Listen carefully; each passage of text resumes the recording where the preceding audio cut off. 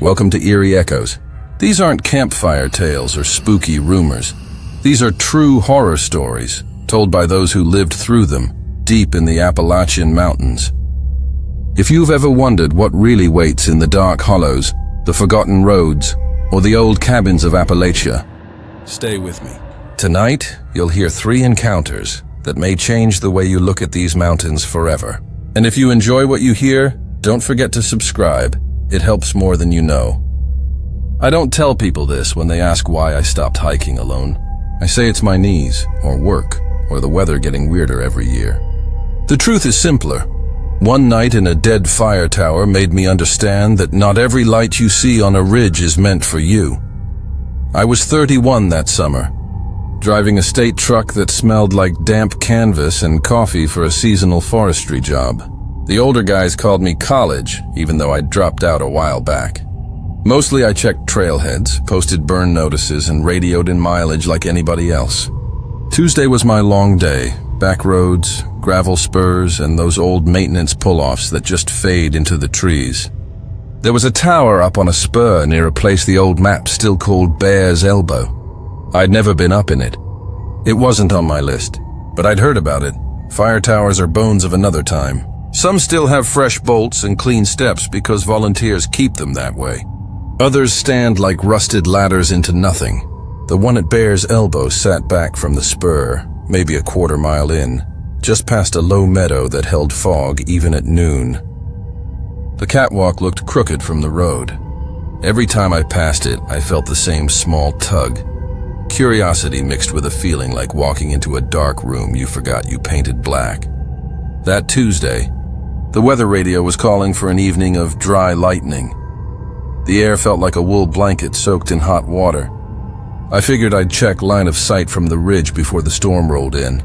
If a cell popped a fire somewhere to the south, the tower would be the quickest way to spot smoke. I wasn't supposed to climb it, but not supposed to is a suggestion when you're alone with a state truck and a key ring that rattles like coins. I parked on the spur and cut the engine. Everything got louder. Cicadas, some distant bird starting and stopping like a bad alarm clock, and under it all that high, thin whistle trees make when the air is packed too tight to move. The meadow looked like a gray lake from knee-height down. The tower legs rose out of it like something rooted in water. There was a sign nailed to a post that had rotted to its nails: no public access. The first flight of steps was iron and slick with a film of green. I tested each tread with my boot and watched sweat drip from my forearm to the metal and stay there, not falling, as if the heat had turned thyme syrupy. Higher up, the paint went from faded brown to raw rust. I kept one hand on the rail, both for balance and because I wanted the contact with something that had held thousands of other hands. I remember thinking that. Thousands of hands, and then thinking how many of those hands belonged to the same handful of men. Up and down, day after day. The cab at the top was a square of fogged glass and old wood. 3 panes had been replaced. The rest were wavy with age, catching the blown-out sky and turning it into a dull silver. The door stuck at first, then opened with that rubbery peel of paint losing a long battle. Inside, the air was warmer and smelled like pencils, sunburned pitch, and something else it took me a second to place: wet ash. It wasn't empty. A stool. A built-in map table in the center with the circular sighting device long gone, just the ring marks where it had sat. Against one wall, an unopened case of glass fuses. A nail strip with 3 hooks and only one coat like a ghost of a shoulder. The coat was oilcloth, an old kind, stiff as if it remembered the shape of the man better than the man remembered himself. On the shelf beneath the window sat a metal thermos without a lid, a cup turned upside down over it like a hat. I touched the thermos expecting dust. My finger came away dark like I'd stirred old coffee. I don't know why I said hello. You do stupid things when you think you're alone. Maybe I was greeting the past. Maybe I wanted my own voice in the room to prove it still worked. From up there, the forest looked like the knuckles of a fist, ridge after ridge pressed tight together. To the south, beyond the highway cut I couldn't see but knew like a scar, Distant thunder rolled. I leaned both palms on the table and thought how many people had stood just like that, lined up on the ring, called in bearings. Under my left hand, the wood felt softer, worn. I looked down. Someone had kept a small spiral notebook there, the kind you put in a shirt pocket. And over years of scribbling and pressure, the graphite had ghosted into the grain. A dozen little shadows of lists and numbers. The cover of the actual notebook was gone. The first leaf left said July 12th in firm block letters, and then a run of wind directions and haze notes. The last entry was bolder. No lightning. Voices after midnight. 317, not wind. Different hand, same. Hard to tell in pencil. I read it again. Voices after midnight. 317, not wind. The hair on my forearms pushed against the damp. I thought of the coat, the thermos, the hooks, how a tower like this could exist in 2 times at once. I checked my watch. 7:12 p.m. I had a couple of hours of light. Enough time to get a look before the sky popped. I took a bearing for nothing, just set my fist where the old ring would have spun, and made a game of finding any far-off ribbon of smoke. The first lightning hit without thunder, a pulseless white that made the glass darken for a second. The second had sound, a long shudder like a train in the belly of the mountain. Wind rolled through so sudden the cab flexed, and the hooks on the nail strip rasped. The coat swayed on its own, and I told myself it was only the gust. Then the radio on my belt coughed, and I remembered I hadn't heard a single voice on it since late afternoon. I pressed the key. Static like tearing cloth filled the cab, then fell apart into little islands of sound that didn't connect to anything. I let go and the quiet came back wrong, too round, like someone cupping your ears. It started small. A murmur below the tone of the wind, the sort of sound you get when you stand outside a gym where a game is going on and listen through the doors. It came from all sides at once, then collected like rainwater at the base of the tower and climbed. That's the only way I can describe it. It climbed. It had weight to it, not in volume but in presence, like gravity worked sideways and sound could rise. I told myself it was the storm rolling between hollows. I told myself out loud that voices were just what wind became when your brain wanted a pattern. I put my hands on the map table like I could hold on to the job itself. The murmur sharpened. Words teased out of the noise, tripping one another, overlapping like leaf shadows. You know how sometimes you can't make out what a crowd is saying until suddenly one word is clear and makes the whole thing worse? That's what happened. Between the rumble and hiss, one voice came clean, deep and ordinary as a neighbor. Here. Then the rest joined it as if they'd been waiting for a leader. Here, here, here. I wanted to say, who's there? Because that's what people say in movies, and because it would have made me feel like a person with a question instead of an animal about to run. I didn't say anything. My mouth had gone dry in an instant, and the taste of penny metal filled it like biting your tongue. Outside the windows, the sky had dropped from silver to bruise. Lightning strobed again, closer, spilling white across the angled panes.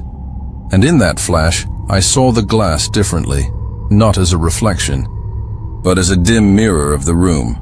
There were handprints. They weren't wet or oily or smudged. They were the absence of fog, 5-fingered ovals the size of a man's hands, a scatter of them around the lower half of the panes, like someone who'd been outside in cold air had put warm palms to the glass. Another flash, another angle, more prints in a pattern that made my chest lock. They weren't random. They moved clockwise, like a ring of people had circled the cab and pressed in. The old coat ticked lightly on its hook, as if a draft ran a finger along the hem. I backed into the map table and felt my belt snag. The radio spit hard static and a single syllable so sharp it sounded like a cough. I grabbed it. "Base, this is Ridge 2 at Bear's Elbow Tower," I said. "I've got weather. Possible lightning strikes south. Do you copy? Nothing?" Then, layered under the cricket buzz of the frequency, a man's voice, not through the radio's speaker, but as if the radio were a throat and my hand on it was feeling the words. "Down. Just that. Down, like an instruction. It cut through everything else. Down meant the stairs. Down meant the ground. Down meant the truck and the road and the first bar of service I could grab when the ridge leveled out. I let the radio hang and reached for the door, telling myself the prints were tricks and the voices were wind. The door stuck harder this time, like the wood had swelled. For a second, I thought I'd have to shoulder it and break the latch. When it finally jerked open, it made a sound like a gasp. Hot air rushed in, smelling of iron and wet pine bark, and something cooler behind it, like stone just before sunrise. The first flight down felt like stepping into the throat of a bell. Sound gathered in the metal. I tried to keep my boots quiet, but the tower had its own voice, each tread answering my weight with a different note. Halfway to the first landing, the hair on my arms lifted as if a magnet had passed under the skin. I reached the landing and realized I'd been holding my breath so long I saw little sparks at the edges of my vision. I blew out and took another step. "Hey!" Someone called from below. Not loud, not urgent. Just the way you call to a friend who has walked past you. I froze. The voice carried up the center of the legs the way river voices carry under a bridge. It wasn't close enough to see me. It wasn't far enough to ignore. "Hey," it said again, and then different, as if it had turned to speak to someone else. "He's coming." I leaned over the rail without meaning to. Darkness at the bottom of the tower seemed thicker than shade. The meadow fog had thickened too, swallowing the first two sets of supports.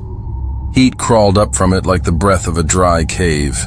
I didn't see anyone on the steps below. I didn't see anyone on the ground. I didn't see anything but the place where a person could be if they wanted you to step one tread lower. Lightning hit close enough to crack like a broken bone. The shock went through the tower and into my legs, a hollow bang that made my teeth hurt. The rail tingled under my hand, and I knew suddenly, with the sort of knowing that has no chain of reason behind it, that I couldn't be on the metal anymore. Down was wrong. Down was a mouth. Upstairs the cab shook. The door I'd left open swung inward as if someone had grabbed it, and the coat jumped against its hook. I ran up. That's the part people argue with when I've slipped and told this story. They say, "Why would you go back up?" Because each step down felt like lowering myself into a chorus I didn't want to join. And because the tower felt live, charged, and because in a storm you're supposed to get low, sure, but not into a valley where lightning runs along the ground like an animal. None of that was in my head then. I had one thought, not down. Back in the cab, the prints had multiplied. The glass looked like it had been touched in 1,000 places by hands that knew the pain better than the room behind it. I slammed the door and braced my back to it. The coat had fallen from its hook and lay like a collapsed man. On the map table, the spiral notebook had shifted an inch. I hadn't seen it move. My hand found it without orders. I don't know why I opened to the last page. Maybe because the human brain will always choose the mystery it thinks it can read. There was fresh graphite. Not old ghosted pressure, not the soft gray of weathered pencil. Dark, flat, new. The last written line still said 3:17 not wind. Under it, a time had been added, 7:41. Then, in the same hand, or not. I won't swear either way. 2 words. They're back. I looked at my watch. 7:41 p.m. A sound like a breath filled the cab from the floor to the ceiling. Not a human breath. Not wind, a room breathing. The prints on the glass bleached wider, blurring at the edges as if those palms were pressing harder for the heat they didn't have. I don't remember choosing to do it, but I grabbed the thermos, the lidless, hat-cupped thermos, and hurled it. It hit a pane and bounced off. No break. Just a noise like a muffled bell. The room inhaled again, and the coat on the floor shifted, as if something under it turned over to look up. "Okay," I said out loud, or thought I did. "Okay," the radio barked, a single burst, then a voice I did recognize. Pete at bass, bored and nasal even through static. "Ridge 2, say location. We've got strikes along the county line. If you're high, get low." "I'm in the Bear's Elbow Tower," I said. "I need..." The radio cut. then came back as if someone had put a thumb on the frequency and then lifted it. Pete again, sharper. "You're where?" His voice distorted. I heard my own name in it, as if somebody else said it into the same microphone a second later. Then behind him, layered like a pocket of air breaking, a third voice, not Pete's, not mine, not on the net, saying, in a tone that was not cruel or kind but factual, "You shouldn't be up there. I don't know what you'd have done." I took the coat. I can't explain it except to say that the cab felt like a sentence with a missing noun, and the coat was the only object that made a shape my hands could hold. I slung it over my arm. It was heavier than it looked, and cold where it should have been warm from the room. The notebook I took too, jamming it inside the coat like a folded map. The door resisted like a shoulder again and then gave. The first step out into the open felt like a dare. I went down as fast as I could without breaking my neck. The voices rose to meet me. "Here, down, he's coming," and then new ones. Women and boys, and the grained baritone of a man who spoke like he had a toothpick in his teeth. "About time." The tower thrummed like a tuning fork, and the storm reached over the ridge and pressed a flat palm on top of it. I hit the landing. I hit the next run. My boot slipped once and banged hard. The coat swung like a second person crashing into me. Somewhere in that scramble, the air changed. The weight of the voices fell off me as if I'd ducked underwater and come up 3 feet away. My ears rang with silence. When I reached the ground, the fog around the legs felt like somebody's breath, when they almost say your name in your ear and then decide not to. I walked fast, then ran when the meadow gave up its grip, and didn't stop until my hand had fumbled the truck door open and I was inside with the key turning. The engine caught like a held breath released. The headlights turned the tower into a brittle skeleton. For 1 second, I saw shapes on the catwalk, not bodies, not faces. Negative space where people could have stood if the world had spoken them into being. On the drive out, lightning stitched ridge to ridge in long, dirty seams. The radio found its manners. Pete asked again where I was and told me to clear the high roads. And I said copy and 10-4 and all the other stupid, steady things you say so you sound like part of the normal world. When I got home, I pulled the coat out of the truck like I was removing something sleeping. I didn't take it inside. I hung it in the shed and locked the shed and put the notebook on a shelf in the kitchen because I wanted it near and far at the same time. I told myself I'd bring the coat back to the tower the next day. I didn't go back the day after either. When I finally drove the spur again a week later, the meadow was empty. The tower was there, of course, but the cab door stood open, and the coat hook was bare and the map table was clean in a way no abandoned place is ever truly clean. The notebook didn't leave my kitchen. Here's the last part I can't shake. It's the piece that makes me believe what I think happened is the kind of thing that doesn't need me to believe it. 2 mornings after that storm, after 2 nights of sleeping with my back tooth aching like a barometer, I opened the notebook at the counter and found a new line I hadn't written, and no one else could have. 3:17. Not wind. The graphite was faint, like something written with a dull pencil on damp paper. The time was the same as the page before. The truth is, I didn't check the clock that first night because I was busy not dying. I've checked it 1,000 times since in my head. 3:17. A number you can build a fear around. People ask what scared me the most. The voices, the prints, the way the radio spoke like a throat. It was none of those by themselves. It was the fact that the tower was a room other people had trusted to be high and empty, and it wasn't empty at all. It was busy. It still is, if you stand just right and let sound climb. I kept the coat until August, and then I drove it to a friend on the other side of Cold Knob Ridge. The kind of man who knows about old things and doesn't ask many questions. I left it with him at dusk. On my way back across the ridge, I saw a lantern swinging where no path runs. A warm oval of light moving between trees like a person who can't decide if they want to be seen. That I can tell you about next. I never believed in seeing things that aren't there. But on Cold Knob Ridge, I learned there are lights that don't belong to anyone alive. And if you follow them, They will make sure you don't come back the same. I was the one who dropped off the coat. That matters because I told myself the errand was practical. Return the old oilcloth to a friend who collects relics and won't ask why something feels wrong in your hands. His place sits off a gravel road that drags across the spine of Cold Knob Ridge like a zipper that never closes right. I got there a little before dusk, drank a porch beer I didn't want, and lied about the heat and the job and how I'd come by the coat. He ran his fingers across the seams like a farrier checking a horse. "Heavy," he said, and I said, "Yeah," and he said, "You don't want it back," and I said, "No." When I left, the sun had gone down, but hadn't admitted it yet.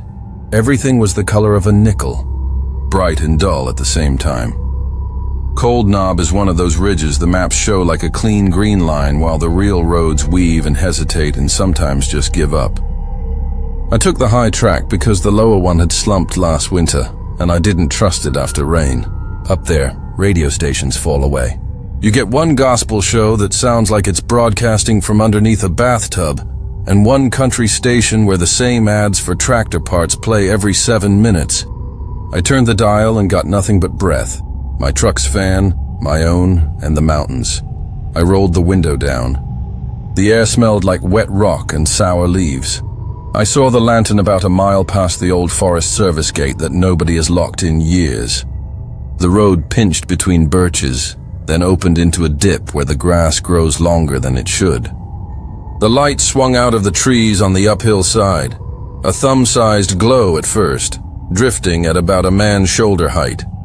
Warm, steady, the kind of amber you get from a real flame, not a battery. It crossed the ditch, floated over the crown of the road, and slipped into the trees on the downhill side like it knew the path. I braked hard enough to nosedive and then sat there with both hands on the wheel as if my truck were a horse that might spook. The light disappeared into rhododendron. Then, a few seconds later, it swung back across the same gap from the other direction, a slow arc, went uphill, and vanished behind the birches. I told myself what anybody would. Somebody's out there, some old-timer, some kid with a camping lantern. Maybe my friend had walked out ahead of me for a joke, though that wasn't his style, and there was no way his knees would let him do that slope twice in 30 seconds. I killed my headlights to see better. Darkness leaped in and laid its hands on the truck. My dash glowed dime green. The world beyond the windshield narrowed to the place where the trees made a ragged oval and the road cut through it. And right in that oval, the lantern swung again. There wasn't a body. That was the part my brain tried to fix. The light moved exactly the way a lantern does when a person carries it. An elbow's rhythm, a shoulder's lazy pendulum, a tiny pause at the end of the swing before it comes back. But there was no figure around it, no silhouette, no arm. Just the warm core of flame, the little halo of glass reflecting itself, and the suggestion of a metal bale that never caught light. It crossed the road. It crossed back. It did it again. I watched long enough for the air to cool inside the truck and my shirt to stick between my shoulders. I spoke out loud to the empty cab. No. Then I switched the headlights on, a reflex like slapping a switch in a bad room, and the light vanished as if the beam had burned it away. The trees looked ordinary under halogen. White birch bark like bones, laurel leaves as flat as knives. I clicked the brights. Nothing. I eased the truck forward, crept through the dip, made it 20 yards, and breathed again. I was still telling myself to be reasonable when my rear view caught a flicker. The lantern was behind me, same side-to-side sway, keeping pace with the tailgate. I accelerated. The gravel made that fast, loose hiss under the tires, and the lantern sped up without getting closer or farther. I glanced at the mirror too often, like a new driver. Twice more I told myself to be brave or stupid. Either way it looks the same. And twice more I tapped the brakes like I might stop and talk to it. Both times the lantern glided to a halt the instant I did, hanging at the edge of the road, steady as a hand. There's a turn on Cold Knob, where the track skirts a cut and the drop on the right is steep enough to feel even in the dark. I know that curve well. because in daylight you can see old tires and a door skin, and once I saw a stripped deer skeleton down there, too clean to be coyotes. I took that curve slower than I needed to, and the lantern came with me, hanging outside the turn as if it were a motorcycle rider riding the line, unbothered by the drop, glowing in a way that made the distance to the ground feel temporary. At the far side of the curve, the road T-bones a logging spur nobody uses anymore.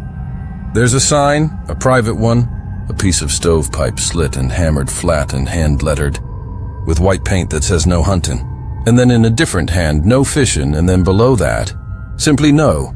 The lantern slid toward the spur and stopped over the narrow ditch that keeps the uphill water from eating the road. It bobbed once, twice, like a man catching his breath and waiting for you to decide. I put the truck in park. I didn't turn the engine off. Okay, I said. Okay. I got out and left my door open because I wasn't willing to make the sound of it closing. The night had the velvet hush that comes before a wind shifts direction. I carried a flashlight but didn't turn it on. I wanted to see the lantern by itself. It hung 15 feet from me, and maybe 4 off the ground. No beam, no spill, the way a candle glows inside a jar on a kitchen table. When I took a step, it took a step backward. When I stopped, it stopped. We did that 2 more times until I stood with 1 foot on the loose gravel and 1 foot in damp duff, and the lantern hovered at the mouth of the spur, where double tracks disappeared into rhododendron darker than any cave. Where are you going? I asked, because that's what it felt like I was supposed to ask. It turned. That's the only word I have. A lantern doesn't have a front or a back, but the light shifted on itself, and the suggestion of the thin, invisible wire you hang one by made a small arc, and then it moved forward, slow enough to invite. I followed. The spur had that abandoned feel, grass in the center higher than your bootlaces, watermarks where the last good storm had cut ruts and then filled them again. The lantern kept a pace you could keep without breathing hard, and every 10 yards it paused the way people do when they make sure you're still behind them and not lost. I kept my flashlight off. The glow from the lantern went maybe 6 feet in any direction and then stopped like a curtain. Outside it, the laurel walls pressed closer. Inside it, I could see the small rasp of bark on the birch trunks, a moth the size of a thumbnail orbiting nothing and then falling away. I told myself a story while I walked. You probably would too. Maybe a hunter had left this thing hanging and a draft was swinging it, and I'd imagined the rest on the road. Maybe a hiker who never came back had hung it, and this was his wife's, and what I followed was a trick of angles and tired eyes. Maybe I was behind somebody who didn't want me to see them. An old poacher, a moonshiner's grandson playing at a family business. If I'd called out, "I see you," what would have happened? I didn't. Some part of me understood that what I was following didn't want to be named or told it was seen. That was the price of walking with it. The trail dipped, rose, and then widened into a small clearing the kind of men with machinery make to turn trucks around. I caught a smell that didn't belong to trees, cold iron, old rope, a trace of mouse piss. The lantern drifted to the center of the open place and hung there as if tied to the air. That's when I heard the chain. Not loud. Not movie loud. Chain the way it sounds when someone lifts a length and lets one link fall into the next. A metal sigh. It came from my left, then the right, then behind. I turned without moving my feet, circle small, and in 3 places at the edge of the clearing where the brush grew thicker than it had any reason to. I saw the short, clean stubs of posts sawed flat. Each had an iron ring set into it with a cut nail, and each ring had a piece of chain looped through and padlocked to itself. I don't know how I missed them on the way in. The lantern hadn't lit them. It had brought me to them. In another life, I might have told myself those rings were for holding logs while you cut them, or for staking mules. Maybe once, but the chains weren't weather-rusted or sunk half into the wood with age. The rings were polished where metal meets metal.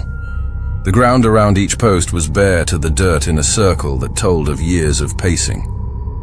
I knew then the smell wasn't imagination. Mouse piss has a cousin smell when it dries on rope and leather. The clearing had a history, and you could smell it if you let yourself. The lantern made a slow arc around me and came to rest over the nearest ring, hovering just high enough that the top of the post glowed a little. I stepped closer. On the post, someone had carved dates. Not a neat list. Not the kind you make with a knife you sit and sharpen first.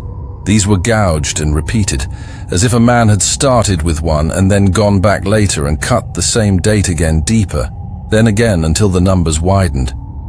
1919, 1934, 1951, 1977, 1989, then a gap. Then 2008, then a last one that looked fresh enough the fibers still showed white under the cut, 2021. I hadn't turned my flashlight on yet. I did then. The beam turned the clearing harsher. It found the other posts, the other dates. Not matching, not different enough to be random. Some were the same years. Some weren't. On the far post, deep and ugly and so uneven it looked like the hand that made it had shaken. I read a month and a day with no year at all. June 12th, I said, "Okay," and I don't know who I said it to. The chain sighed again. A sound spread between three places at once. The lantern dropped lower until its glow caught the ring's inside curve. The ring moved a little of its own accord, swinging no more than a quarter inch, and the padlock clicked without opening. That click was the exact sound of someone deciding you weren't going anywhere. I stepped back. The lantern rose. It moved to the next post. I followed, because when a thing is teaching you, you either learn or you run, and I didn't yet want to run. The second post held a different run of years, older at the top, newer at the bottom. The last line on this one wasn't a year at all. It was a word. The word was here. If you've ever had your name called in a crowd at the exact moment you were sure you'd made yourself invisible, you know the feeling that word put in my throat. I turned the flashlight off. I let the lantern have the night back. The clearing breathed, shallow and slow, from the timber behind me. A voice spoke like it had walked until it reached the line between brush and open ground, and then put the words down gently on the dirt. Don't. I didn't jump. My whole body went still on the outside and ran in place on the inside. The voice wasn't a stranger's. That made it worse. It sounded like my father when he had had enough. It sounded like my high school coach the time I took the cheap shot, and he pulled me out by the collar. It sounded like the part of me that still has a sheriff's deputy in it, even though I never pinned a badge. Don't, it said again, and then softer and almost sad. Not for them. The lantern moved. It didn't leave the clearing. It dropped, lowered past the ring until it hung inches from the dirt, tilting a little, and in that tilt I saw something I hadn't seen. Shadow on what should have been shadowless ground. The base of the lantern cast no pattern. The glow came from itself, but below it, a darker oval lay like a stain, a shadow that didn't belong to light. I backed away. The chain sighed. The padlock ticked once like a tongue behind teeth. The lantern rose again, turned, and drifted toward the road. I had the stupid thought that it was giving me a choice, walk back the way I came, or stay and see what here meant when it wasn't a word on a post. I chose the road. We retraced the spur as if we were rewinding a tape. The lantern always kept the same distance, never closer than a man would stand if he liked you but didn't trust you. At the mouth of the spur it paused, hovered over the ditch the way it had on the way in, and then crossed the road and stopped in the birches where I'd first seen it slip between trunks. I could see my truck idling with its door open and the dome light making a pale egg in the cab. I stepped toward the driver's seat. The lantern swung once, twice, and then, if I can use this word, shook its head and slipped farther into the trees. "Not tonight," I said aloud, which made no sense. I got in the truck and shut the door. The sound made the night jump backward a foot. I put it in drive and rolled forward, both hands on the wheel again.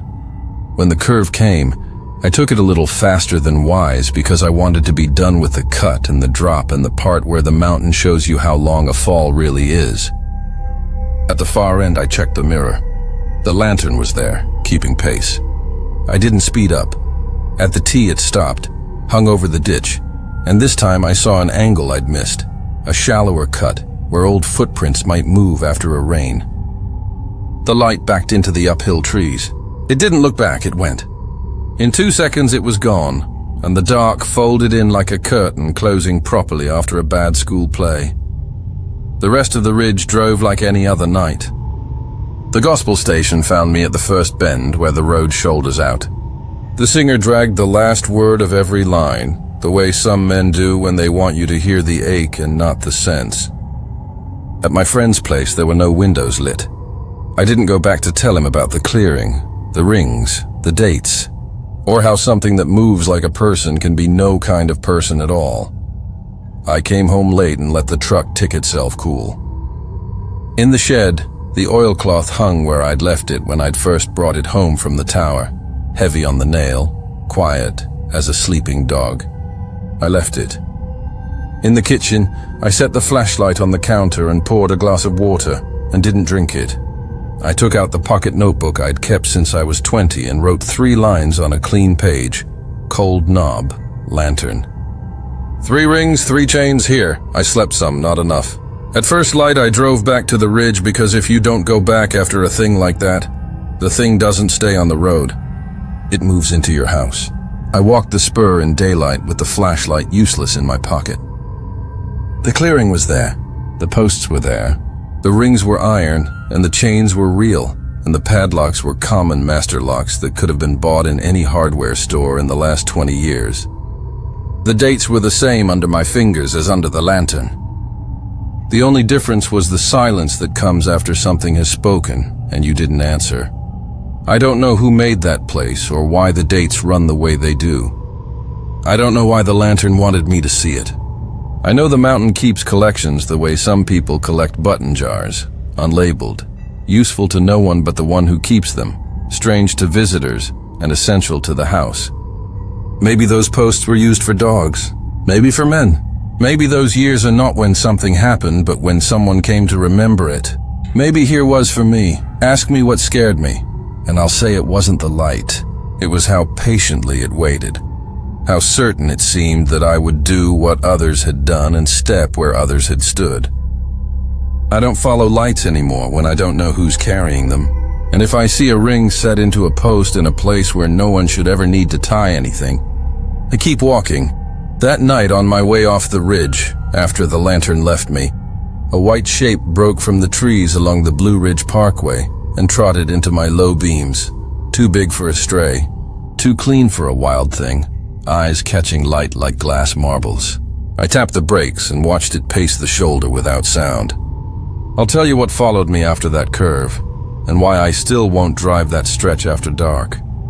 I've learned the road can be haunted the same way a house can, not by screams or faces in windows, but by something that decides to match your speed without ever touching the ground you trust. On the Blue Ridge, it looked like a dog. Bright as new snow and quiet as a snowfall you don't hear until it's already over your boots. I hit the parkway from Cold Knob a little after 10, the night still warm but loosening its grip. If you know that stretch, you know how the curves come. One long bend that sets you up for another. The grade changing so slowly you don't notice until your stomach floats on a dip you didn't see. I had the radio low. Not for company, but because silence after the lantern felt like a dare. The white lines lit up and went under the hood in a ribbon. I was telling myself I'd sleep fine and not dream about rings and chains. The dog stepped out of the trees right where the road shouldered, toward a shallow overlook with a view of nothing at night but your own lights bouncing off. Guardrail posts. It didn't bound or amble or run. It trotted the way a farm dog trots when the truck comes up the drive, and the dog already knows who's driving. No collar gleamed at its neck. No rib showed under the coat. It was the kind of white that throws back light without turning yellow, a clean white like cold water. I eased off the gas and kept my lane. The dog took the shoulder and matched my speed like we'd rehearsed it. Its head was level, ears not pinned, tail low and still. When my low beams glanced off its eyes, they caught a surface like glass marbles held over a candle. No red animal shine, no sick yellow flare, just a cool glint that blinked at a human rhythm. A mile marker slid by. The dog stayed. I checked my rear view out of habit, and the habit made my heart beat hard because looking away from a thing like that is the worst part, the moment you give it the chance to vanish or get closer. It didn't do either. When I looked forward again, it had drifted half a pace ahead, so that from the corner of my eye I saw a white moving where no shoulder ought to be this smooth. The parkway was mine alone for that mile. No oncoming lights, no taillights fading to pinpoints. The mountains waited without any rush in them. Someone taught me, when I was young and driving night patrol without a right to, that you don't swerve for animals. It's how people die. One deer, one ditch, one roll. I held the wheel like it would complain if I didn't. The dog trotted through a patch of road where the leaves had fallen early and didn't crush a single one. I don't mean I heard nothing. I mean I saw nothing. A carpet of brown that stayed as flat afterward as before.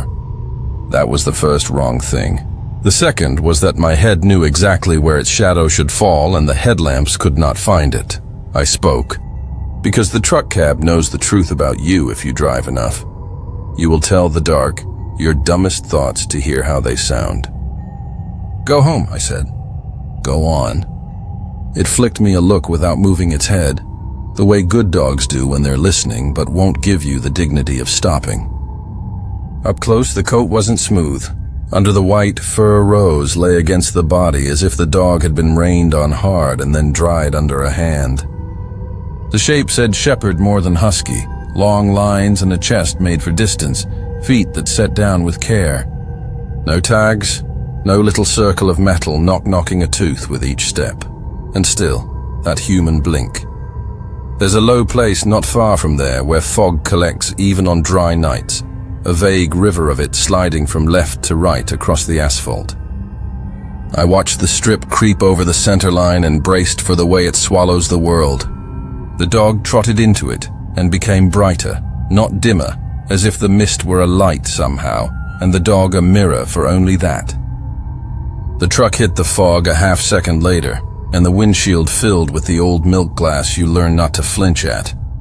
And in that blankness, the sound inside the cab changed. Wider, softer, as if the dashboard had moved back a foot. For 2 breaths, there was no road but the 6 feet my lights made. For those same 2 breaths, I saw the white shape without seeing the ground at all. The way you sometimes see the moon through clouds with no sky around it. When we came out the other side, the trees were closer in. The shoulder gone sharp, the guardrail hugging. The dog slid left and put itself square in front of me, not blocking my lane but occupying the space a leading car would. I let the truck slow on its own. We drifted under 30. The dash clock read 10:27. I had a stupid thought about the number, how some hours look like. They matter just because the digits repeat or stack or carry some little childhood weight, and then I saw the memorial. You know the kind, because you pass them without looking long. A cross hammered into ground that isn't yours. Zip-tied plastic flowers gone chalky and stiff. One of those solar candles the size of a soda can that glows long after the family stops coming. This one sat in the slice of land where 2 guardrails meet at a blunt angle. A name I will not write here was lettered in a hand that did its best under grief. The dog slowed as we passed and for the first time turned its head to look full on. Its eyes did not glow.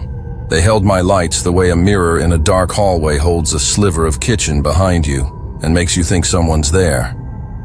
I pulled into the next overlook without deciding to. Gravel under the tires soothed the part of the brain that believes in traction as a kind of prayer. I idled and put my window down halfway and waited to hear paw pads on loose stone, a jingle, anything. The dog did not come into the lot. It trotted to the mouth of it, set itself broadside to the truck, and stood without panting. Breath fog did not rise from its muzzle. The night was warm enough that maybe it wouldn't anyway, I told myself. The truth was simpler. I was listing reasons to stay inside. Buddy, I said, and hated myself for choosing a name, because naming makes believing easy, and believing makes following easy. What do you want? The dog took 2 steps toward the far end of the overlook, where the low rock wall breaks for a set of wooden steps somebody built 30 years ago, and no one replaced when they went soft at the edges. Anyone could go down there a little, then a little more, then look out and find they had to climb up with hands as much as feet. The dog went to the top step and put one paw on it and waited. I turned the headlamps off and let the cab light die and sat in the dark engine tick, knowing how this story usually goes. You go down. Something happens that ripples only forward. The place you were becomes a place you won't be again, not the same way. I'm not following you into a hole, I said. My voice felt like a man's voice, which was good to hear. Not tonight. The dog lifted its paw and set it on the flat gravel again. It did not sit. It did not lie down. It did what patient things do. They remained possible. My door handle warmed under my fingers and then cooled when I took my hand away. We watched one another. The ridge breeze walked through leaves and didn't bring a single insect noise with it. That's a thing I remember as much as the white. No cricket's electric stitch. No katydids back and forth. The night had the hush of a closed church. Headlights grew in my side mirror from a bend I knew had no real straight before it. They threw their own fog of brightness around the cab, narrowed, swung into the overlook too hot, and died at the far end with the carelessness of men who do not expect to be told otherwise. Two boys got out laughing. One carried a case of beer that clinked with the loose confidence of glass too near other glass. The other wore a football jersey under a flannel open to the air. They didn't look at me because they didn't look at anything. They headed toward the broken steps and the dark beyond the wall. "Hey," I said, and my voice came out wrong at first. Too tight, like a rope pulled over a beam. "Fellas." They both turned like I'd told a joke that could go either way. Jersey said, "Sir," with a grin that made the word into anything but. Case lifted the beer an inch and said, "We're good," as if I'd asked. I opened my door. The dog flicked its ears once, the smallest animal acknowledgement, and took a half step so it stood between the boys and the stairs. There are people who believe dogs smile. This one didn't. It held its mouth in a straight line like someone in an old photograph. "You don't want to go down there," I said. "Not tonight." Jersey made a shape with his mouth like wow and rolled his eyes exactly once. Case said, "My cousin proposed down there. It's an overlook, not a mine." He stepped left to go around the dog. The dog stepped left. Neither of them touched the other. There was no growl. The boys stopped as if they were men and someone had put a hand on their chests and told them this dance was over. "Okay then," Case said, laughing the way you laugh at a friend who's pulled a better prank than you expected. He set the beer down and lifted both palms like a cop had asked nice. "We'll go over there." He jerked his chin toward the other end of the wall where the rock makes a shorter drop and another path cuts into brush. He took 3 steps. The dog took one and was there like it had been always going to be. Jersey looked at the dog's feet and then at me, and something old and small moved behind his face, like a kid remembering a rule his grandfather made and never explained. "Come on," he told Case. "There's, like coyotes or something." "Singular," I said. And it felt good to have a joke. "Coyote something." Case didn't laugh. His grin fell off without a sound. He backed up, picked up the beer, and got into the truck with the thunk of someone leaving a place he doesn't want to admit he wanted to be. Jersey followed fast enough to be funny and not fast enough to be scared. They pulled out too fast again and were gone. Their taillights slid into trees like fruit being carried down a hallway. I sat there with the white dog, the stairs, the wall, the breathless quiet. "Good work," I said, which is what you say to a living dog when it does the right thing. It didn't wag. It walked to the center of the overlook, stood in the place where tires smooth gravel into glass, and looked at me like it was my turn to choose a direction. I chose the road. It paced me again for 2 more miles.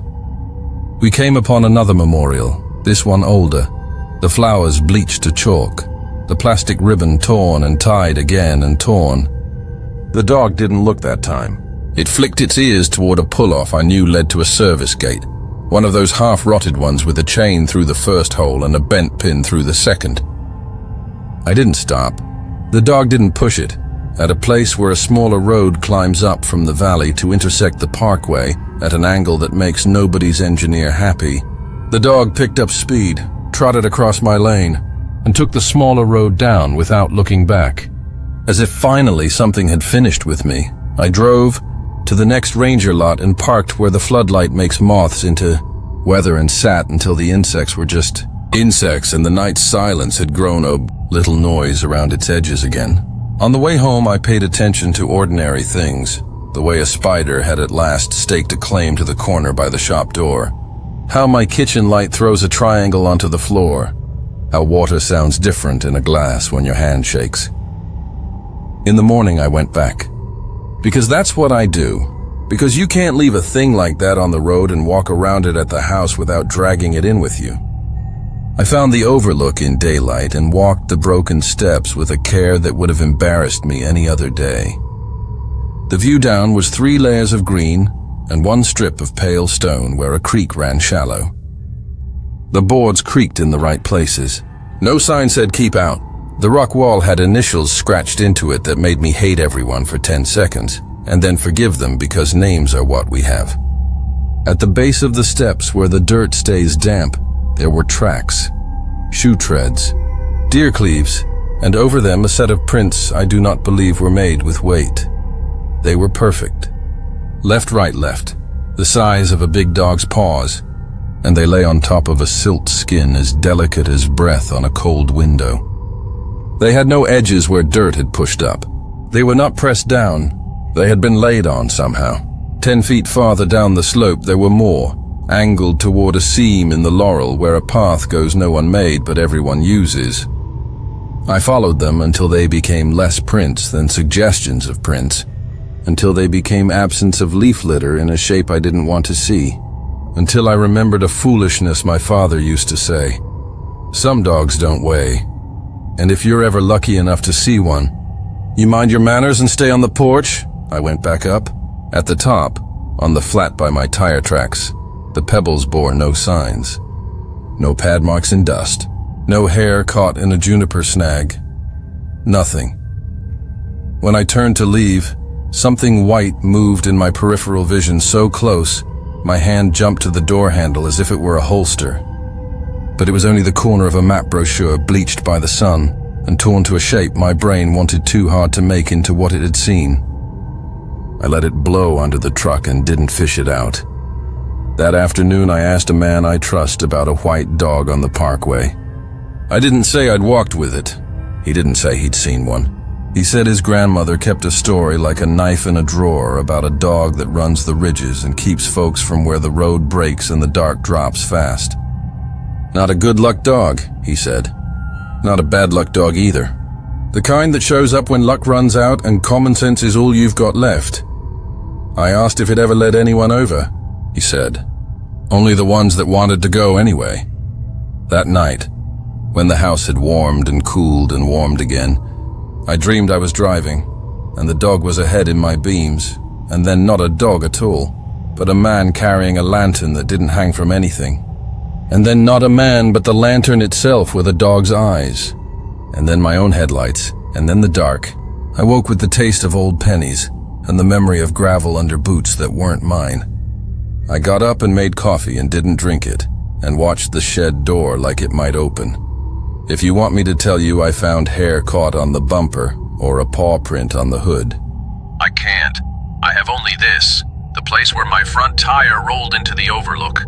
Set by set, lacked the V of tracks you get when a dog crosses before you. The gravel said I'd come alone. The beer boys didn't come back the next night, at least not while I watched. The memorial at the guardrail has fresh flowers now, soft silk that will fade like the others. Sometimes I think about who put them there, and whether the white dog walked with them on the shoulder, whether they looked down through the break in the wall and made the sign of the cross, or spoke a name with their hand flat on the rock. I don't chase strays anymore when I drive the ridge. If something white sets its pace to mine, I let it choose the mile it needs, and I keep my eyes where the road is. I've come to believe there's a dog up there that weighs what it wants to and not an ounce more, and that its job isn't to be loved or feared, but to be seen in time to do what it's there for. Turn you from a set of stairs. Stand between you and a bad idea. Show you where the drop begins. You've been listening to Eerie Echoes, where the mountains keep their secrets and the night never ends. Thank you for staying with me through these stories. If you'd like to hear more true horror stories like these, the best way to support the channel is to subscribe. It helps us grow, and it makes sure you'll never face the darkness alone.